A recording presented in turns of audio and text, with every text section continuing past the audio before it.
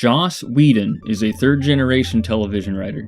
His grandfather, John Whedon, wrote for The Donna Reed Show and The Dick Van Dyke Show, while his father, Tom Whedon, worked on The Electric Company and The Golden Girls. That's right, he's a certified Nepo baby. But this lineage exposed him to professional television structure from an early age. He didn't just enter Hollywood, he was raised inside the system. Before redefining genre television, Whedon began in sitcom writing. From 1989 to 1990, he worked on Roseanne, followed by Parenthood. This early foundation shaped his signature style.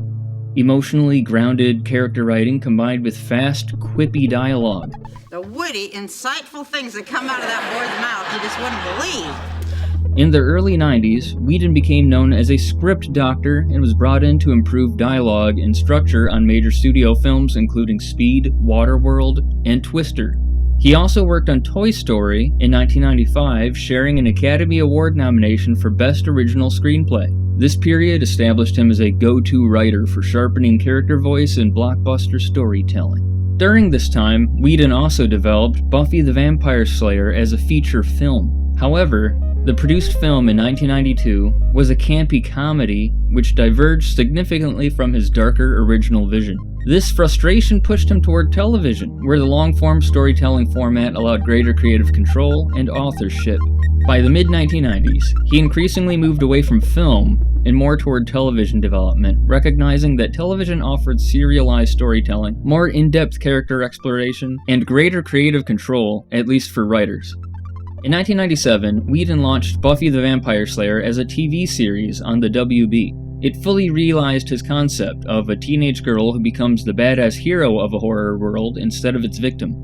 The show was groundbreaking for its structure, combining episodic, monster-of-the-week storytelling with long-form seasonal arcs that tracked emotional and thematic development, known for having a different big bad antagonist each season. Buffy also revolutionized television dialogue. The show became known for Buffy speak, which is a metaphor-heavy, stylized, quippy, snarky, sarcastic manner of speech, and this dialogue style became Whedon's signature across all his works. It's sort of a across-the-board style. The language of Buffy is really the language of Joss Whedon.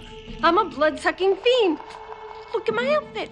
A lot of it is the way Joss naturally speaks, absorbed by all of us and put into the speeches. Joss really talks that way, and we've all kind of adopted it. Being careful, right? Full of carefulness. And making it feel fresh and kind of young. But often what I'm just doing is channeling Joss. Joss Whedon, the creator of the show, goes through and does a rewrite on everyone's script. Each of our characters has their own distinct voice. How come the sudden calisthenics? Aren't you sort of naturally buff? Why do I put up with this? Because it is your destiny. Right. Now I'm going to be stuck with serious thoughts all day. I broke my number 2 pencil.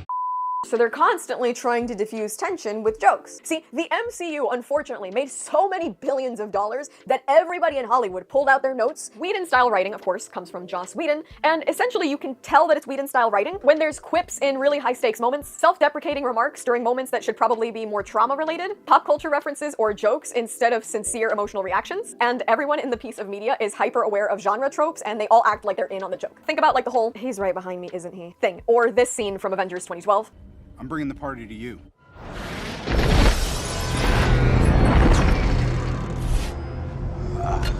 I don't see how that's a party. So yeah, that kind of dialogue is divisive. But that's his trademark. That's the whole point.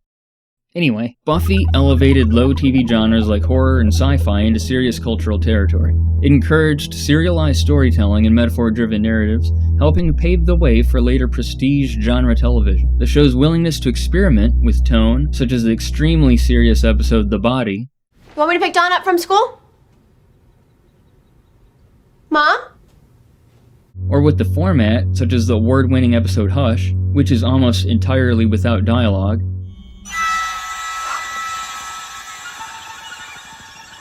helped push the television format into new territory. The success of Buffy marked a major turning point in Whedon's career. He transitioned from script doctor to full showrunner. While film had this concept of a recognizable artistic voice across multiple works, such as with David Lynch or Stanley Kubrick, Whedon solidified the concept of the auteur in television, with each of his shows and films having a distinct voice, which would collectively be dubbed by fans as the Whedonverse, which includes the television series Buffy the Vampire Slayer, Angel, Firefly, Dollhouse, The Nevers, the film Serenity, Cabin in the Woods, Much Ado About Nothing, and the web series Dr. Horrible's Sing-Along blog. This shift toward auteurism in television helped normalize creator-driven storytelling, paving the way for prestige television shows such as The Sopranos, The Wire, Breaking Bad, and extending into the modern streaming era with series like Stranger Things, where the Duffer Brothers' distinct creative vision shapes their unique tone, mythology, and nostalgic aesthetic. Buffy popularized ensemble-driven genre drama, where supporting characters evolve across multiple seasons with their own emotional arcs rather than functioning just as static sidekicks. He also helped pioneer shared television universes through crossover storytelling between Buffy the Vampire Slayer and Angel, with characters and plot lines moving between the series, and an early example of interconnected franchise storytelling on TV. At the same time, Whedon helped legitimize science fiction, horror, and fantasy as vehicles for serious character drama, proving that so-called genre television could sustain long-form emotional storytelling and critical attention. Together, these innovations, ensemble serializations, shared universes, and prestige genre storytelling, became foundational elements of modern television. Whedon's influence also extends into fandom culture and the superhero genre. Buffy helped create one of the earliest large-scale online fandoms, where viewers actively analyzed episodes and shaped discourse around the show. His work helped legitimize fan engagement as a core part of television culture, actively playing with fan expectations. He also wrote several comic books and later directed The Avengers in 2012. The film was a major structural turning point for blockbuster cinema, drawing his experience with interconnected serialized continuity in television into film. Its success helped solidify the MCU's interconnected storytelling model, which has since become the dominant framework for modern franchise filmmaking and influenced the convergence of television-style serialization and cinematic universes across both film and streaming television. So yes, in a way, Joss Whedon is also partially to blame for the creation of the concept of the cinematic universe. In recent years, Whedon's legacy has become complicated due to widely reported workplace misconduct allegations, leading to reassessment of his career. However, his impact on television remains significant. His fast, quippy dialogue style, once fresh and distinctive, can now be seen echoed throughout modern blockbuster writing, and his work fundamentally reshaped television into what it is today, with genre-blending, metaphor-laden storytelling built around a strong, central, creative voice. Today, television is filled with auteurs, serialized arcs, cross-promotion with films, and quippy dialogue. So for better or worse, we're all living in the Whedonverse now.